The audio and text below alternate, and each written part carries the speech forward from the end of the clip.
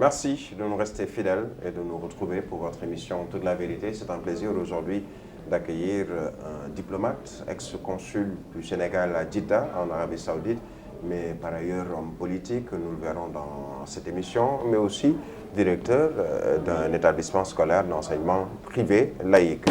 Chafé, merci déjà de nous accueillir et bonjour. Merci Birahim. Très vraiment heureux de vous recevoir dans mes locaux et vraiment d'aborder toutes les questions liées à l'actualité nationale. Alors, l'actualité nationale internationale, on reviendra sur l'actualité internationale parce que je le rappelle, vous êtes également diplomate, ancien consul du Sénégal à Jeddah, mais vous êtes aussi un directeur d'école. Vous êtes aujourd'hui aussi quelqu'un qui, sur le plan politique, a décidé de cheminer avec Idrissa Seck. Justement, en cours de semaine, il a été installé président du CSE, le Conseil économique, social et environnemental, un Idrissa Seck que vous avez rejoint dans son combat politique, notamment dans la zone de Diourbel. Dans cette zone, vous militez. Alors, aujourd'hui, beaucoup de bruit autour de l'entrisme d'Idrissa Seck, qui, je le rappelle, a été candidat à la présidentielle en 2019, opposant au régime de Macky Sall, aujourd'hui un des alliés du régime. Est-ce que cela n'est pas, pour certains, reprendre certains termes, ridicule, risible, ou est-ce que c'est la bonne marche des choses? Bon, je pense que par rapport à la question que vous me posez concernant notre mentor Idrissa Seck, je suis vraiment ravi d'apporter toutes les réponses utiles par rapport à cette personnalité politique, par rapport à cette icône qui est dénommée Idrissa Seck. Vous savez, Idrissa Seck est un homme politique qui a cheminé d'abord avec le président Abdoulaye Wade, donc historiquement parlant, et grâce à son intelligence, à ses stratégies, il est parvenu à amener Abdoulaye Wade au pouvoir en 2000.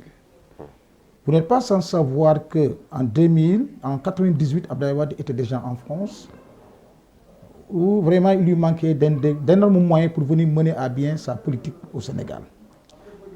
Alors comme Idrissa Seck est un homme stratège, un homme intelligent, un homme vraiment qui, politiquement parlant, a utilisé toutes les superficies pour parvenir à atteindre ses objectifs. Ces objectifs, c'était quoi? C'est de faire de sorte que Abdoulaye Wade puisse devenir président de la République. Abdoulaye Wade, certes, n'avait pas de moyens. Idrissa Seck a initié ce qu'on appelait à l'époque la marche bleue. Parce que vous savez que, comme le PS était puissant sur le plan moyen économique, que par ailleurs, Abdoulaye Wade, les Sénégalais l'estimaient bien, l'aimaient bien, avec son slogan SOPI, mais malheureusement, il lui manquait d'énormes moyens pour effectivement parvenir à occuper le terrain politique. C'est dans ce sens que Idrissa Seck a inventé la fameuse marche bleue, si vous vous souvenez un peu en 2000. Je crois que c'était une manière de massifier, avec peu de moyens, de parcourir le Sénégal. Etc. Avec ça, bon, même si, on le rappelle, il y a certains qui étaient plus ou moins assez nantis financièrement, qui ont aussi aidé, comme quelqu'un comme Samuel Sarr, et autres. Voilà. Alors, cette marche bleue, vous savez que c'est Idrissa Seck l'a initiée. Et je pense qu'Idrissa aussi, il a fait des sacrifices énormes pour pouvoir réussir cette marche bleue, parce qu'il a eu même à vendre ses biens pour accompagner le président de la République, Macky Sall. Alors, ils ont initié la marche bleue, ils ont fait la marche bleue, ils ont fait le tour du Sénégal et ils sont parvenus à massifier les foules, les peuples, les populations et à gagner les élections. Je crois que à l'issue du deuxième tour, en mars 2000, face à Abdou Diouf. Face à Abdou Diouf, et ils ont conquis le pouvoir. Bon, vous savez, Idrissa, comme vous le savez, il a ses principes. Bon, quand il était au départ, il a pris les rênes du parti, le PDS. Abdoulaye Wade donc l'avait mis à ses côtés en tant que directeur de cabinet au départ. Et ensuite, quelques années après, il a eu le temps maintenant de celui d'ailleurs même qui a eu le temps, qui a été à l'origine de cette fameuse, enfin, c'est ce que vous entendez, la transhumance, cette fameuse transhumance politique que vous entendez souvent. C'est Idrissa Seck qui a pu faire venir pas mal de ténors du PS à l'époque. Et ils ont rejoint les rangs des libéraux. Ça, c'est grâce vraiment à l'intervention d'Idrissa Seck que la plupart des ténors du PS ont rejoint le rang des libéraux. C'est ainsi qu'Abdoulaye Wade en a coopté quelques-uns. C'est depuis lors que vous entendez parler de la transhumance. Ça, c'est l'idée de ça, Idrissa Seck. je dirais, c'est un pan de l'histoire. Voilà, un pan de l'histoire. Donc, c'est pour venir... C'est pour nous dire, au fond, que Idrissa Seck, là où il est aujourd'hui, il le mérite. Il le mérite tout ça. Bon, alors maintenant, tout ça, c'était pour massifier le PDS à l'époque. Alors maintenant, quand il s'est agi maintenant vous savez, avec les politiques de positionnement dans les partis, et c'est normal, quand un parti se massifie, il est normal que des ambitions naissent de part et d'autre. Bon, Idrissa Seck, voilà, après, les pots de banane commencent contre lui. Bon, on lui a reproché d'être un peu trop gourmand, il occupe tous les postes, etc. Bon, évidemment, ça passe. Et après, maintenant, Abdoulaye l'a nommé Premier ministre. Bon, donc, après, maintenant, quand Abdoulaye l'a nommé Premier ministre, les gens ont commencé à dire qu'il y a dualisme. C'est le fameux slogan dualisme entre Wade et Abdoulaye, que les gens ont commencé à mettre en mal Idrissa et Abdoulaye Wade, en disant que voilà, Idrissa est en train de lorgner ton fauteuil, en s'occupant de ton bulletin de santé et autres. Vous savez, en tout ça, c'était pour le mettre en mal avec Abdoulaye Wade. Moi, après, bon, il y a la séparation. Vous étiez au Parti démocratique en ce moment, j'étais au Parti démocratique avec eux. Parce que n'oubliez pas que moi, j'étais à l'IJTL à l'époque, parce que Idrissa Seck, en 88, les Macky et autres, nous avons cheminé ensemble au PLS. En ce moment, on était étudiants, on était à l'Université de Dakar. Donc, même Idrissa Seck, en 88, il a eu à animer des conférences au campus pendant ce temps-là. C'est en ça qu'on a commencé à le connaître. Parce que vous savez qu'Idrissa Seck, c'est un bon parleur, Idrissa Seck est un fin politicien. Enfin, Idrissa Seck aussi est un grand intellectuel, ça il faut le reconnaître. Donc il a eu à convaincre les populations, les étudiants et autres, et puis il s'est fait tout de suite un nom, et on commençait à le connaître. Bon, de par son intelligence, de par ses positions vraiment stratégiques et autres. Voilà. Bon, maintenant, les choses étant ce qu'elles sont, on a commencé à le mettre en marche avec Wade, et Wade à l'évincer, a commencé à le sortir du gouvernement, en nommant, bien entendu, aujourd'hui, qui est Macky Sall, qui est actuel président de la République, Premier ministre à sa place. Bon, et d'autres premiers ministres, Hadjibou Soumaré et autres, on l'a écarté. Bon, lui aussi, il a eu le courage de créer son parti Réumi. Pour vous dire que l'homme est très conséquent avec lui, c'est ce qu'il veut. Quand il a créé Réumi, même à l'époque, vous avez entendu, les gens disaient que oui, Réumi ne saurait pas être accepté parce que le nom Réumi est trop fort pour un parti politique, etc. Mais malgré tout ça, il est parvenu à conserver le nom Réumi. Bon, alors, une fois maintenant Réumi, bon, Abdoulaye Wade aussi a essayé de le coopter. Bon, après, entre-temps, vous savez, on disait que oui, Idrissa Seck est versatile, il n'a pas de position fixe. Les gens reprennent toujours ce mot, que c'est quelqu'un qui est versatile, c'est quelqu'un qui n'a pas de conviction, c'est ce qu'on dit, c'est ce qu'on dit encore aujourd'hui. Mais c'est parce que simplement c'est un républicain, il aime le Sénégal. Comme il l'a dit dès lors de sa sortie là, lors de son point de presse, quand il a été nommé à la tête du Conseil économique, social et environnemental. Il disait que lui, en fait, il ne fait pas de la politique pour détruire. Mais il fait de la politique pour construire. Je pense que vous avez entendu cette fameuse déclaration. Bon, on a entendu également Idrissa Seck tenter de se justifier par rapport à ses propos d'hier et qui ont apparemment changé aujourd'hui concernant ce Conseil économique, social et environnemental, entre autres. Alors, Chargué, vous avez été au Parti démocratique sénégalais. C'est sous cette bannière-là, ou en tout cas proche de Maître Abdoulaye Wade, que vous avez été nommé consul du Sénégal à Djidda. Et pourtant, c'est en 2013 qu'on vous a évincé vous-même du consulat du Sénégal à Djidda parce qu'il y avait un nouveau régime, celui de Macky Sall. Donc c'est ce régime-là, finalement, qui vous... Parce qu'on se souvient de ces propos que vous teniez, qu'il y avait un complot d'État. Et ce complot concernait justement Macky Sall et son régime, que vous avez aujourd'hui rejoint. Bon, c'est normal, parce que vous savez que aussi Aminata Tall, en quelque sorte, a été à l'origine de ma nomination à Djeddah, en rapport avec Abdoulaye Wade. Parce que vous savez qu'à l'époque, moi j'étais conseiller municipal adjoint au maire chargé de la coopération décentralisée au moment où Aminata Tall était la mairesse de Diourbel. À Diourbel. On a cheminé ensemble. Et comme Aminta connaissait mon cursus, bon, comme moi je suis traducteur, interprète arabe, français, anglais, moi je suis trilingue. Donc Abdoulaye Wade m'avait coopté parce comme étant avoir le profil qu'il faut pour effectivement occuper ce poste à Jeddah. Parce que vous savez que vous n'êtes pas sans savoir que ce poste est resté pendant 3 ans sans être occupé. Donc Abdoulaye Wade, quand il a vu mon CV, il dit que voilà l'homme qu'il me faut pour occuper ce poste. Évidemment, ton père, il connaît. Jeddah, ce n'est pas facile, parce que c'est des guerrières un peu partout.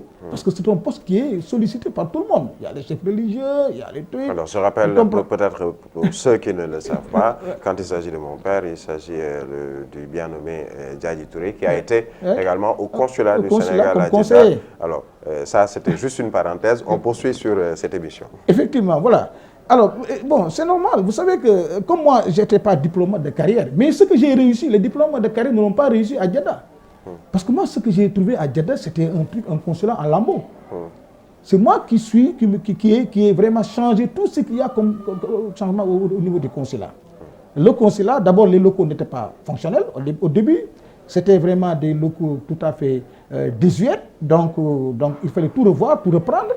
Donc, moi, quand je suis venu, bon... j'ai dit d'abord que moi, je ne peux pas, le Sénégal ne mérite pas des locaux comme ça, en tant que vraiment mission diplomatique. Et pourtant, malgré tout ce que vous avez fait pour ce consulat, je le rappelle, on vous a écarté, on vous a même rappelé au Sénégal, expulsé, je vais en venir, et puis c'était une bonne occasion de parler de tout ça. Vous savez que moi humainement, je suis habitué à rendre service. Vous savez que dans ce pays, quand on rend service, les gens pensent qu'il y a un subventionnement financier. Il y a du dessus financier, quoi. C'est ce que les gens parlent, des corruptions et autres. Bon, ça, je vais en revenir. Accusé de vendre des visas, des passeports et autres. Mais ça, c'est un détail. Moi, je n'ai jamais fait. On n'a pas reproché, en tout cas, de détourner les fonds de l'État. Donc, ça, je suis vraiment clean là-dessus. Parce que j'ai fait un passage en bonne et due forme. Et donc, ma gestion financière a été vraiment appréciée par l'ambassadeur qui faisait le truc. La passation. Bon, ça, je suis vraiment content. Et j'ai même laissé de l'argent là-bas. Parce que moi, je n'utilisais pas tous les fonds du consulat. Parce que moi, ce qui m'intéressait, c'est de parvenir à gérer les problèmes des populations. Moi, mon salaire, je n'y touchais même pas. Ça, je le distribuais aux populations démunies à Jeddah. Parce que Jeddah, vous le savez, aux Sénégalais, la communauté sénégalaise à Jeddah. Parce que les Sénégalais étaient fatigués là-bas. Par exemple, Jeddah, si tu n'as pas de papier, parce que la plupart de ces Sénégalais n'ont pas de séjour, de titre de séjour. Souvent, ils vivent dans la clandestinité. Ils sont souvent confrontés à des difficultés financières. Donc, souvent, ils me sollicitent. Bon, moi, je leur donne de l'argent, je les aide. Et même ceux qui sont en situation irrégulière sur le plan papier, je les aidais. Parce que ça, c'était de mon ressort. J'avais la possibilité d'aider les gens à leur octroyer. Imaginez, ils disaient que moi, j'ai vendu même un truc à un Mbaké. Mais il s'agit de bien de Mbaké, le petit-fils de Cheikh Ahmadou Bamba, qui venait là-bas. Bon, je l'ai aidé, je lui ai trouvé un truc, un iqama, mais les gens même disaient que je lui ai vendu ça à titre de séjour, voilà, à titre de séjour. Mais tout ça, c'était des guéguerres. Mais cette guéguerre était, je le rappelle, menée, selon vous, par le régime de Macky Sall.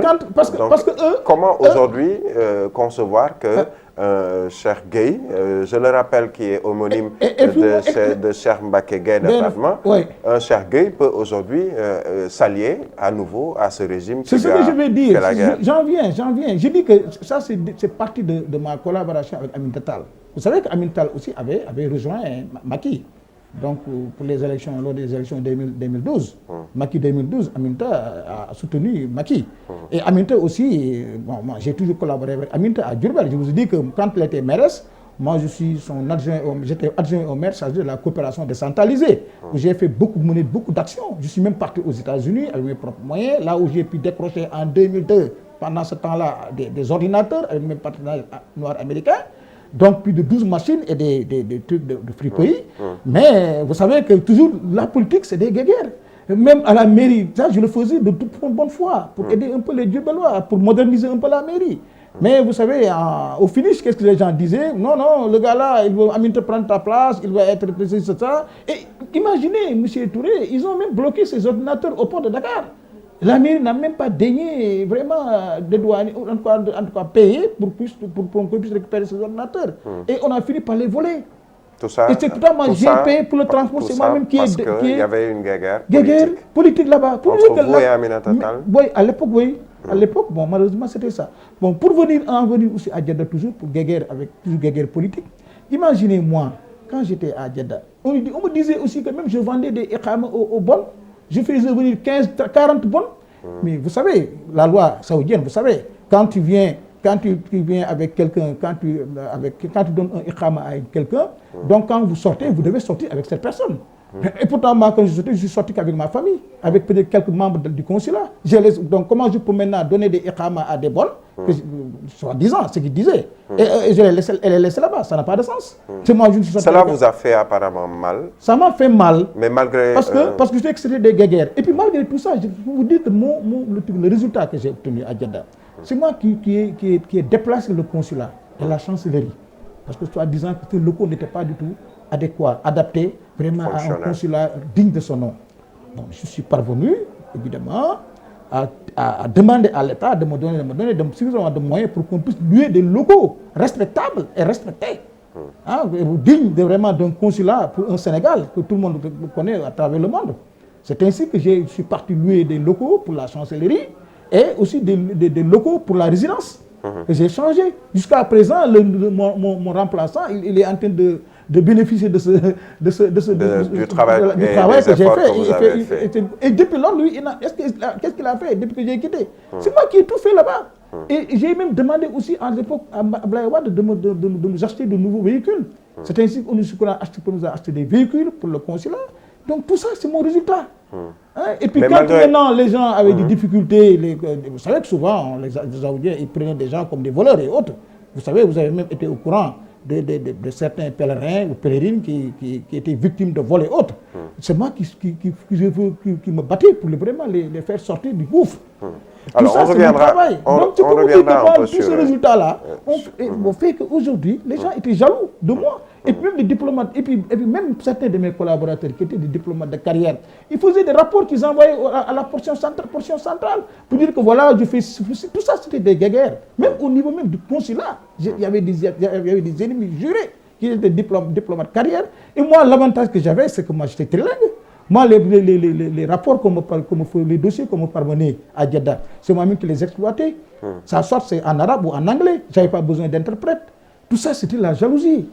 Bon, vous voyez. Bon, maintenant, donc on peut dire que, personnellement, cela vous est resté à travers la gorge. Vous avez... vous n'avez pas aimé la manière dont on vous a traité. Mais je le rappelle et je reviens sur cette question. Vous avez accusé ce régime-là, celui de Macky Sall, d'être à l'origine. Et pourtant, aujourd'hui, je l'ai soutenu après. Cheikh Gueye, avec Idrissa Seck, vous soutenez ce régime. C'est pour vous dire que, ou en tout cas, vous êtes allié à ce régime. Quand j'ai quitté Jeddah pour venir rejoindre, au pays, parce que déjà j'avais mes activités au Sénégal, parce que moi, quand on me nommait, moi je ne suis pas un politicien professionnel, comme on dit. Moi j'avais mes activités au Sénégal, c'est juste par ma compétence, n'est-ce pas, que j'ai été coopté pour effectivement devenir consul du Sénégal à Jeddah. Parce que Abdoulaye Wade, vous savez qu'il aime des gens, des têtes. Quand il voit que ton profil, que ton CV est bien calé, bien fait, lui, il saute sur toi. Et je me rappelle, Abdoulaye Wade, quand il venait à Jeddah, quand il nous recevait, il disait que, écoutez, mais Cheikh Gueye, vous êtes le meilleur consul que j'ai à nommer ici à Jeddah. Le travail que vous êtes en train de faire est un travail extraordinaire. Il a eu à me féliciter plusieurs fois devant la communauté sénégalaise établie à Djurba. Abdoulaye Wade, il le faisait. Et même quelquefois, s'il y avait des problèmes même à Riyad, où était installé l'ambassadeur, bon, comme moi, j'étais trilingue, je parlais l'arabe et autres, ben, Abdoulaye Wade m'envoyait en mission à Riyad. Où il y avait auprès de l'ambassadeur, non, pour régler des problèmes. Et pourtant, l'ambassadeur était là-bas. Lui aussi, il en était jaloux. Ça, je dis la vérité, il n'aimait pas ça. Et quand maintenant Abdoulaye aussi venait à Jeddah, c'est moi qui recevais des interprètes auprès des Saoudiens, parce que moi je parle l'arabe. Même Macky, quand il est venu à Jeddah, il m'a trouvé là-bas. Mais c'est moi qui recevais d'interprètes auprès des Saoudiens. Quand les Saoudiens parlent l'arabe, c'est moi qui traduisais en français directement. Pour Macky Sall. Macky Sall, il sait, je connais mes compétences. Mais malheureusement, comme maintenant on était en politique et qu'à l'époque, APR voulait coûte que coûte prendre ce poste de consulat, il fallait maintenant créer trouver une histoire contre Chergué. Voilà, etc., etc. Bon, ben je dis alors que ça, c'était la parenthèse de Jeddah, c'était la parenthèse mais après, Aminata, du quand je suis consulat. venu, on en a discuté, parce qu'elle me dit que, bon, écoute, vu vraiment, bon, tes possibilités en politique, tes capacités. Bon, tu avais ta base à Diourbel. Bon, c'est grâce à la politique que tu as été coopté pour consul. Moi, je ne voudrais pas que tu laisses tomber ta base. Il faut continuer à mener tes activités politiques à Diourbel. Bon, si tu veux même, tu viens rejoindre notre mouvement, la mouvance présidentielle, Macky, pour essayer quand même de travailler avec nous. Bon, j'ai accepté. Je dis que bon, maintenant, c'est un nouveau régime qui est là, et puis il a besoin de compétences, et puis comme moi, j'ai ma pierre à apporter à l'édifice, donc j'ai accepté je rappelle que vous aviez également un mouvement, l'Alliance pour le développement de Diourbel. Vous avez également travaillé avec le modèle de... Oui, avec le mouvement, oui. Avec Sall, oui, effectivement, vous connaissez déjà. Sall. Aujourd'hui, donc, c'était pour vous assez logique, finalement, même si vous rejoignez Idrissa Seck, puisque vous êtes coordinateur du parti d'Idrissa Seck à Rewmi, à Diourbel, autant pour moi. Donc c'était pour vous une suite logique des événements aujourd'hui de rejoindre le président Macky Sall. Oui, bien sûr. Parce que quand j'ai rejoint, et puis je vous dis que quand j'ai rejoint le président, parce que moi quand je venais, il y avait les élections locales en 1994. En 2014. Moi, je n'avais pas participé à ces élections. L'APR a perdu Diourbel. C'est l'opposition qui a gagné ces élections locales-là, parce que moi, je n'étais pas là. Mais quand je suis rentré dans ce parti avec Aminata Tall, moi, je lui ai fait comprendre qu'effectivement, on va renverser la tendance. C'est sûr qu'avec mon entrée, ma venue, c'est sûr que les choses vont changer. Je vais vous faire gagner Diourbel, particulièrement Médina Toul, qui est le grenier électoral, n'est-ce pas, de Diourbel. Faire gagner Diourbel par Benno Bokk Yakaar. Par Benno, maintenant, je suis entré dans Benno et j'ai travaillé avec eux. Bon, avec mes propres moyens. Le Benno n'a jamais rien fait pour moi. J'ai utilisé mes propres moyens pour participer. Donc aujourd'hui, c'est une bonne chose pour vous que Idrissa Seck, finalement, vous rejoigne vous. Mais ce n'est pas vous qui rejoignez Idrissa Seck dans Benno, ou en tout cas dans la mouvance présidentielle. C'est Idrissa Seck qui est venu vous rejoindre, finalement. Effectivement, bon, maintenant, quand je suis entré dans Benno, bon, voilà, pour le oui et pour le non. Donc, c'était pour le référendum, les élections référendaires. J'ai participé à ces élections-là avec le Benno. Mais on a gagné. Quand j'ai participé, Diourbel, ça change. Hein, j'ai gagné avec eux. Je les ai fait gagner Diourbel. Je les ai fait gagner Diourbel et puis on a gagné avec le oui à Diourbel. C'est maintenant que j'ai commencé à travailler avec les Benno. Ensuite, maintenant, il y a les élections législatives qui suivent. Là aussi, j'ai battu campagne pour le Benno et aussi le Benno a gagné Diourbel. Alors, qu'est-ce qui vous a... Et pour tout ça, le président n'a voulu rien faire pour moi. Et puis, c'est moi qui finançais mes activités politiques, mes meetings, mes rassemblements, mes visites de proximité. Et pourtant, pendant ce temps, le Benno avait d'énormes moyens qu'il pouvait mettre à ma disposition. Pendant ce temps, il remettait cet argent à ces gens-là, aujourd'hui qui sont... Bon, entre parenthèses, qui disent qu'aujourd'hui, ils sont hués par les Diourbellois.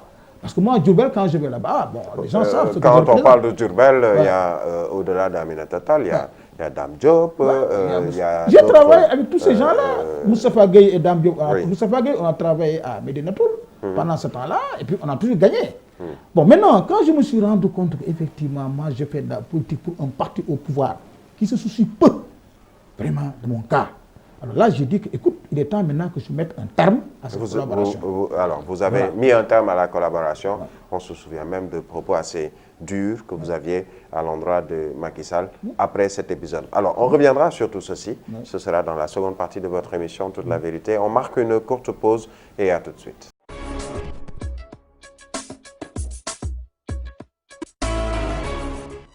Merci de nous retrouver pour la seconde partie de votre émission Toute la vérité avec nous. Excellence Cheikh Gueye, ancien consul du Sénégal à Jeddah, en Arabie Saoudite. Alors, Excellence, on parlait tout à l'heure de votre compagnonnage en dents de scie, on le dira ainsi, avec Macky Sall. D'abord, c'était une certaine guéguerre que vous jugez politique, vous l'avez rejoint notamment dans le cadre de Benno Bokk Yakaar à Diourbel. Ensuite, vous avez quitté. On était justement à cet épisode de cette fracture, ou en tout cas de cette scission entre vous, ou ce divorce entre vous et le régime Benno Bokk Yakaar. à Diourbel, parce que toujours, tout ceci est, selon vous, dû à une certaine politique politicienne. Oui, c'est vrai. Bon, après, maintenant, quand je me suis rendu compte qu'effectivement, le Benno me laissait complètement rade, n'a voulu rien faire pour moi, pendant ce temps, il soutenait des gens qui ne pouvaient même pas rien lui leur apporter.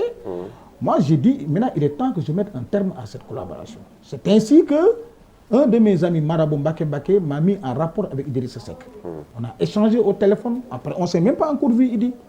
Je lui ai dit que moi, ce qui est sûr, c'est que je vais collaborer avec toi, Idi, sans condition.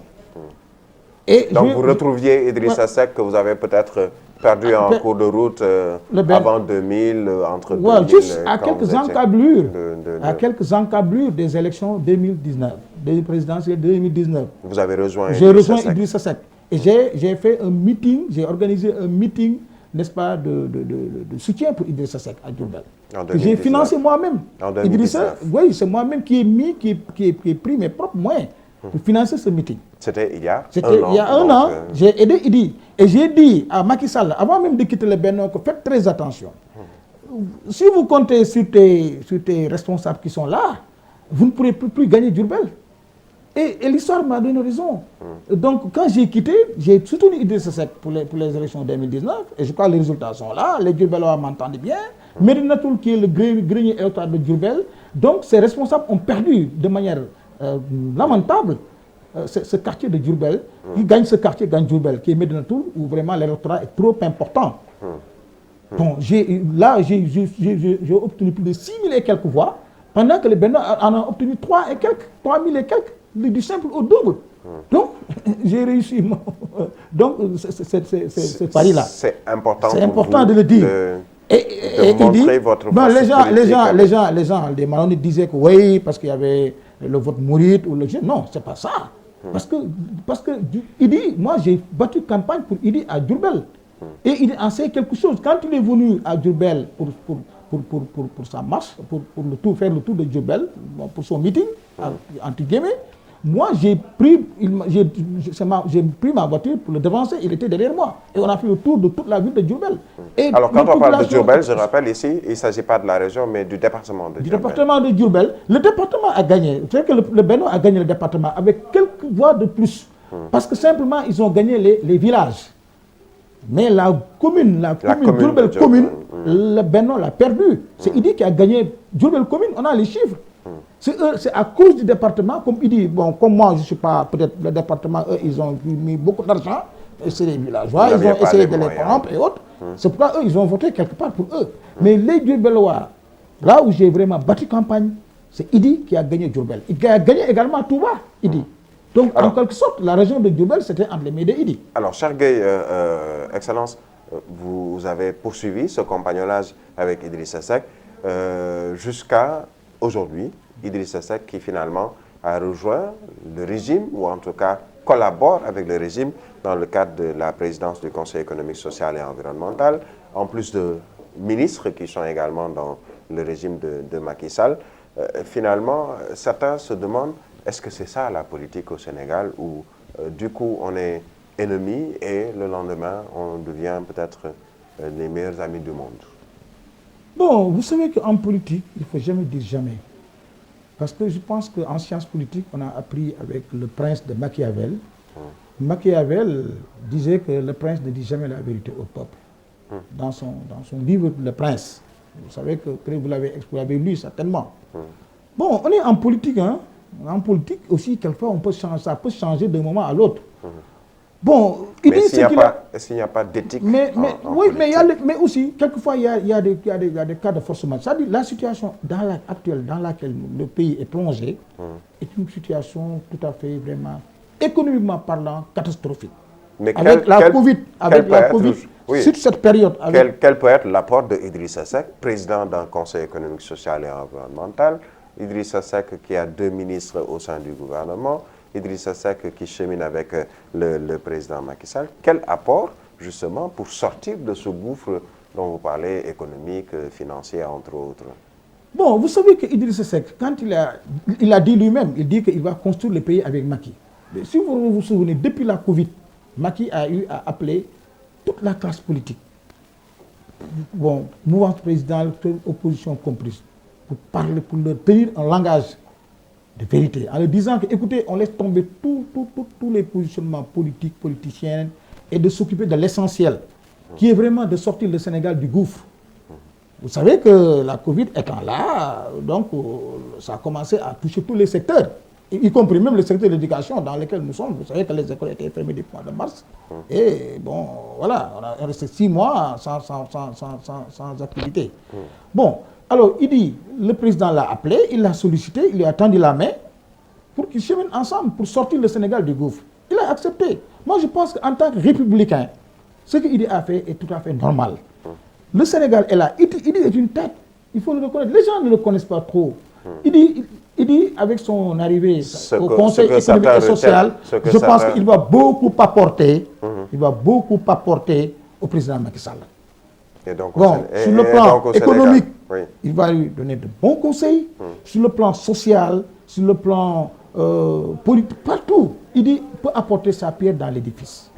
Je pense que, c'est pourquoi je dis que wait and see. J'ai été invité un jour à l'émission Grand Place à Walfadjri. Quand les gens m'ont interpellé sur cette question, moi je leur ai fait comprendre, écoutez, Idriss Seck vient juste de prendre le Conseil économique et social. Idriss Seck, Macky Sall lui beaucoup de respect. Il l'écoute bien, parce qu'Idriss Seck aussi n'est pas comme ses prédécesseurs. Il a été candidat en 2019, vous étiez avec lui, il a été candidat à la présidentielle en 2019. Il n'avait même pas reconnu, après cette présidentielle, Macky Sall comme président de la République. On se souvient avec les 4 autres, ou les 3 autres qui sont arrivés derrière lui, ils n'avaient tous pas reconnu Macky Sall comme président de la République après la présidentielle de 2019. Aujourd'hui, on peut dire que c'est du passé, il reconnaît Macky Sall. Vous savez, au sortir des élections présidentielles 2019, bon, vous savez, les élections, comme vous savez, les élections ne sont jamais transparentes dans ce pays, hein, ça il faut le connaître. Bon, alors il dit, avec ses collaborateurs, avec les autres partis qui l'ont accompagné, bon, n'avaient pas reconnu ces résultats comme étant des procès-verbaux qu'ils ont mis à leur disposition, que vraiment, ce n'était pas des procès-verbaux sur lesquels ils pouvaient vraiment compter fiables pour vraiment accepter ces résultats-là. Parce qu'il faut vous souvenir dès lors que, un peu avant la proclamation des résultats, c'est le Premier ministre Boun Abdallah Dionne qui est sorti en disant que pour avancer un chiffre pour le Bénin. Et ça veut dire que donc c'était des chiffres un peu préfabriqués à l'époque. Donc c'est pourquoi Idrissa et ses autres n'avaient pas reconnu ces élections-là, n'avaient pas reconnu Macky Sall comme étant président de la République. Non, ils voulaient même créer, à l'époque, si vous voulez, un gouvernement parallèle pour contrecarrer Macky Sall. C'est en ce moment-là que je salue l'intervention de nos marabouts. Quand je dis que les marabouts, les gens disent que les marabouts doivent s'immiscer un peu, c'est pas ça comme ça. Les marabouts doivent jouer, sont là pour jouer un régulateur. Ils ont un rôle de régulateur à jouer. C'est parce qu'ils sont là pour gérer notre stabilité sociale. Parce qu'à l'époque, ça pouvait dégénérer, ça pouvait déboucher sur des, je ne sais pas, sur des crises, etc. Mais c'est en ce moment-là que Serigne Moussa Nawé et Cheikh Mourtala Mbacké, je salue au passage, vraiment ont appelé Idi et même Madické. Si vous vous souvenez, Serigne Mourtala a appelé Madické en demandant de laisser tomber la politique. Tout le monde est devant les... Vous savez, vous êtes au courant. C'est à cause de ça, parce que Madické 2019, Madické aussi faisait partie des candidats à l'époque. Tout à fait. Il a appelé également Idrissa Seck, ça c'est pour sauvegarder un peu la paix sociale. Et la stabilité sur le plan social, il a appelé Macky Sall, Idrissa Seck, a dit non, calmez-vous. On n'a pas besoin de ça. Est-ce que Cheikh Gueye peut aujourd'hui nous dire si ce sont justement les marabouts, ou en tout cas les dignitaires religieux, qui sont à l'origine de ce rapprochement entre Idrissa Seck et Macky Sall? Mais pourquoi pas? Parce que vous savez que Macky Sall avait été bien apprécié ces derniers temps, quand il est allé revoir un peu à la veille du Magal de Touba. Macky Sall s'est rendu à Touba. Il a rencontré le calife. Et le calife vraiment a fait beaucoup de prières pour lui, en disant, je suis vraiment satisfait de ce que tu fais. Depuis lors, c'est comment que dans mon cœur que j'ai même commencé, parce que je suis mouride, je suis un fervent mouride, que j'ai commencé même avant que Idriss Seck me rejoigne, si vous voulez, Macky Sall, c'est moi que j'ai porté dans mon cœur Macky Sall. Je dis que moi, je n'ai pas de problème avec Macky Sall. Mais c'est la manière dont il fait la politique. Donc il est un peu mal entouré. on ne dit pas la vérité. Vous savez que Macky Sall même voulait me recevoir au palais à la veille des élections présidentielles. Mais ce sont les gens qui ont fait le blocage, qui ont bloqué, ils ne voulaient pas que je le rencontre. Bah oui, seulement je dis que, écoute, maintenant il faut que je laisse tomber, que je rejoigne Idi pour le soutenir. Mais pourtant, ça n'a pas été... Cheikh Gueye était un peu trop frustré d'être attaqué de toutes parts par les peut-être proches ou en tout cas l'entourage de Macky Sall, et ce depuis déjà votre éviction du consulat de Jeddah. Bon, j'avoue que quand je suis venu à Diourbel, j'ai collaboré avec APR à Diourbel. Bon, ça, je le reconnais. Hein. Dame Diop m'avait bien accueilli, on travaillait ensemble avec toute intelligence. Moustapha Gueye également, avec qui je partage les mêmes quartiers, Médina Toul également, on a travaillé ensemble avec toute intelligence et on est parvenu à avoir tous des résultats. Mais bon, ce qui m'a un peu choqué, c'est parce que c'est en haut, que vraiment le parti, la Benno ne suivait pas. Oui. Alors aujourd'hui, revenons sur votre collaboration, peut-être très rapidement, Idrissa Seck et Macky Sall. On peut le dire d'ores et déjà, vous soutenez Macky Sall sur le plan économique, politique, entre autres social, pour essayer de refaire le Sénégal après cette crise liée au coronavirus et toutes les conséquences que l'on connaît.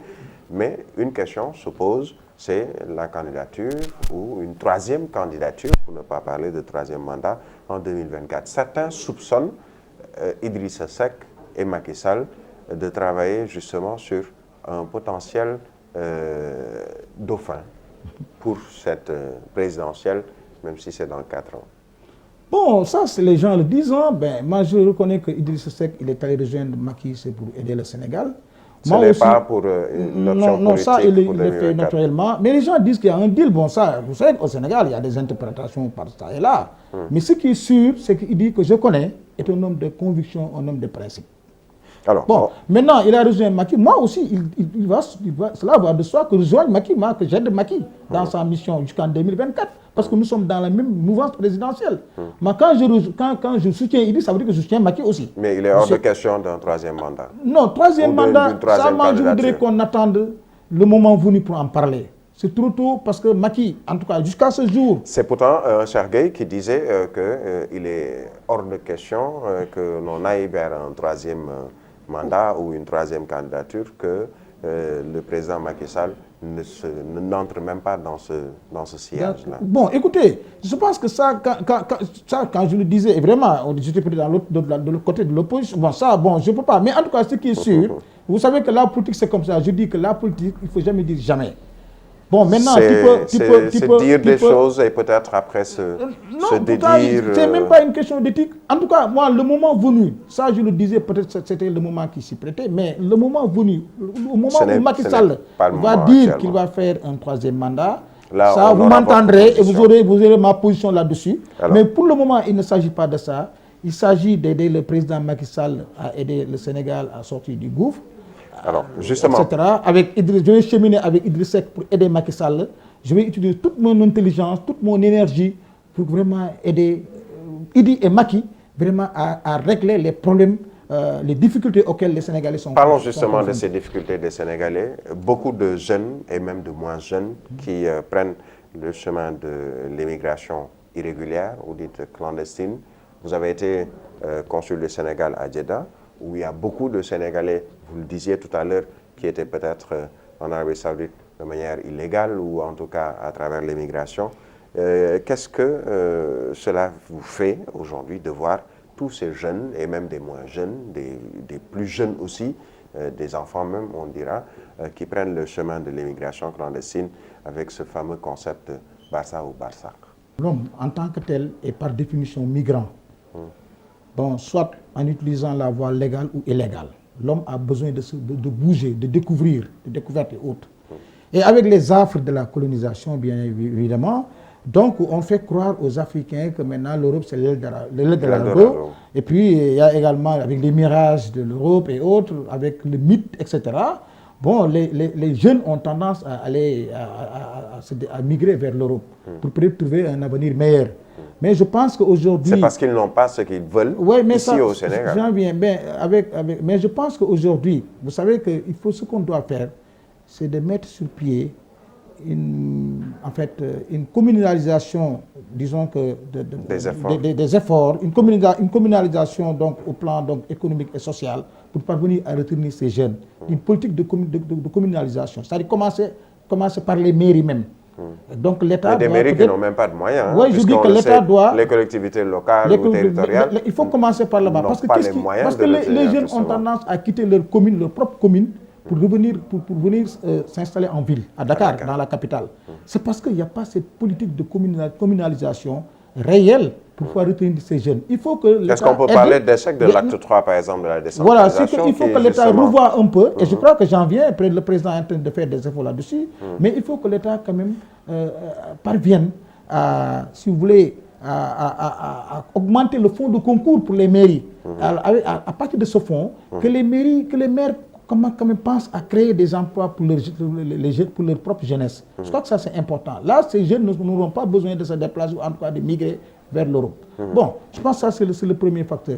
Le deuxième facteur aussi, comme vous le savez, que la cause fondamentale donc, de l'immigration clandestine, ou bien les facteurs sont d'abord familiaux, bon, économiques, sociologiques, culturels et même culturels. Ça veut dire que, je vais m'expliquer.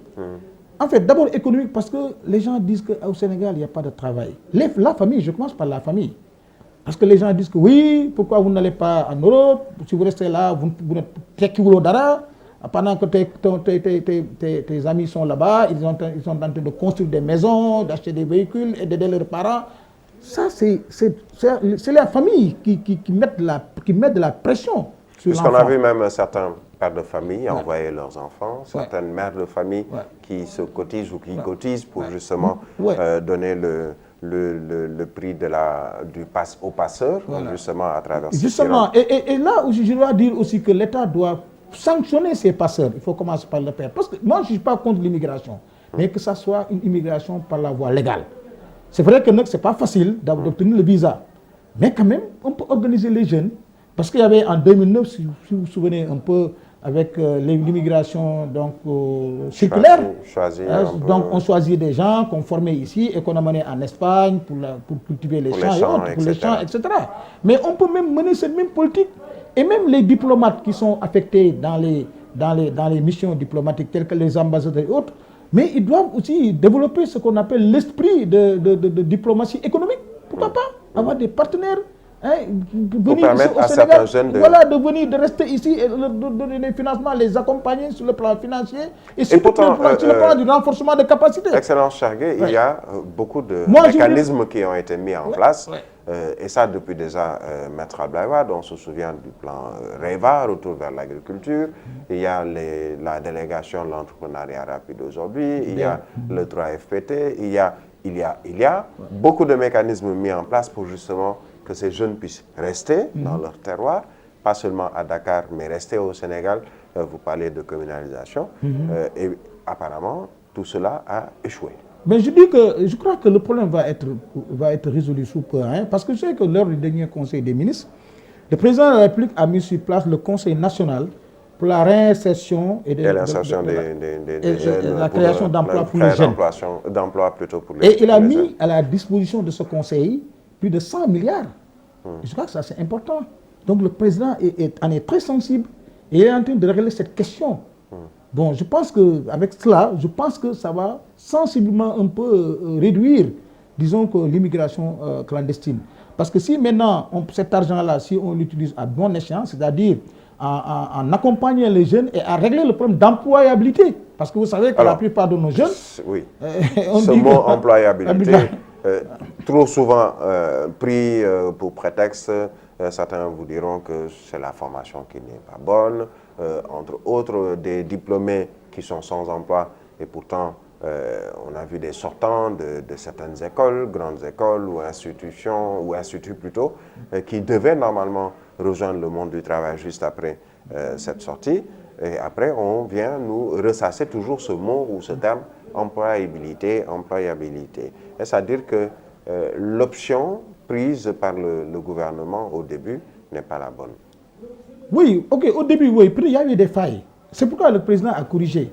Alors quand il met sur pied le Conseil national pour la réinsertion et de l'emploi des jeunes, ça veut dire qu'il veille sur ça, parce que ce conseil-là est logé à la présidence. Il est logé À la présidence, et le maquis veille sur ça. Moi, je pense qu'attendons voir avec les résultats de ce conseil. Moi, je pense que si jamais ce conseil-là fait son travail comme cela se doit, ça va réduire sensiblement l'immigration clandestine et que les jeunes vont pouvoir trouver de l'emploi chez eux et par conséquent, ils vont donc l'immigration clandestine va être sensiblement donc une vieille histoire. Une vieille histoire. Rester chez soi, comme on le dit, travailler chez soi. Certains, prenons le cas de pêcheurs qui aujourd'hui sont, pour ne pas dire en rogne, contre un gouvernement qui signe encore de nouveaux accords ou en tout cas qui réitère des accords de partenariat avec les sociétés de pêche européennes ou l'Union européenne, une mer spoliée, des pêcheurs qui n'arrivent plus à trouver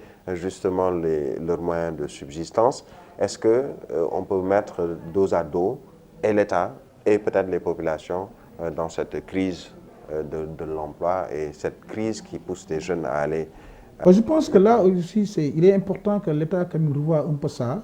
Bon, maintenant, il appartient au président de la République, même s'il le faut d'appeler, de convoquer un conseil présidentiel pour essayer de voir les accords de pêche, de revoir ça, parce que ça, c'est depuis le régime PS, avec Ousmane Tanor Dieng, vous savez qu'on a toujours reproché cela. Donc c'est une vieille histoire. Maintenant, il faut que cette question-là soit complètement réglée, élaguée, pour que les jeunes pêcheurs, nos jeunes pêcheurs puissent véritablement bénéficier, si vous voulez, de nos ressources halieutiques. Bon, comme vous le savez, c'est vrai que les bateaux européens sont en train de piller notre poisson, les ressources halieutiques, de les utiliser ailleurs, pendant que nos pêcheurs sont là, donc en train de pêcher sans rien trouver dans la mer, en mer. Je pense que là, il appartient au président de convoquer un conseil présidentiel avec l'ensemble des acteurs de la pêche pour trouver définitivement une solution à cette question. Parce que nos pêcheurs aussi, vous savez qu'ils nous sont d'un grand apport. Parce que ce sont eux donc qui mettent à notre disposition du poisson et par conséquent aussi ils règlent leurs problèmes économiques, leurs problèmes financiers et autres à travers ce qu'ils